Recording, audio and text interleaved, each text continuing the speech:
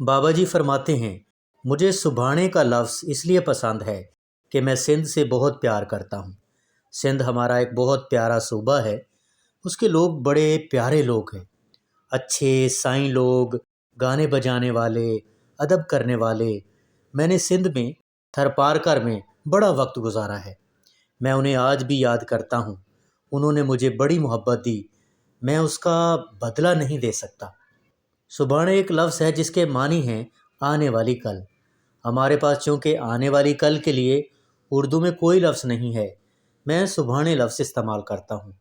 سبحانے اپنی جھولی میں بہت ساری خوشیاں، ڈھیر ساری نعمتیں لے کر تیار رہتی ہے، لیکن اگر آدمی سبحانے سے خوف زدہ ہو جائے تو اس کی جھولی میں وہ کچھ نہیں پڑتا جو کچھ پڑنا چاہیے۔ میں ابھی یہاں آنے سے پہلے ایک بڑا اچھا سا سیب کھا رہا تھا۔ سیب کھا چکنے کے بعد سیب کا بیج مجھے بڑا اچھا لگا۔ میں اسے بڑے غور سے دیکھنے لگا تو میں نے کہا، دیکھو یہ تو بیج ہے، اس میں سبحانے کا سیب پوشیدہ ہے، بلکہ اس بیج میں تو 300-400 سیب پوشیدہ ہیں۔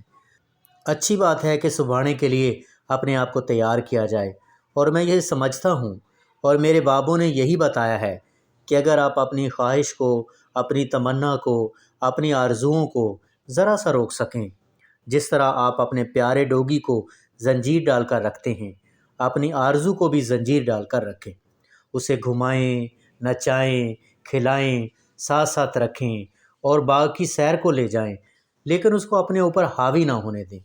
یہ سب ضروری ہے اور مشکل امر ہے۔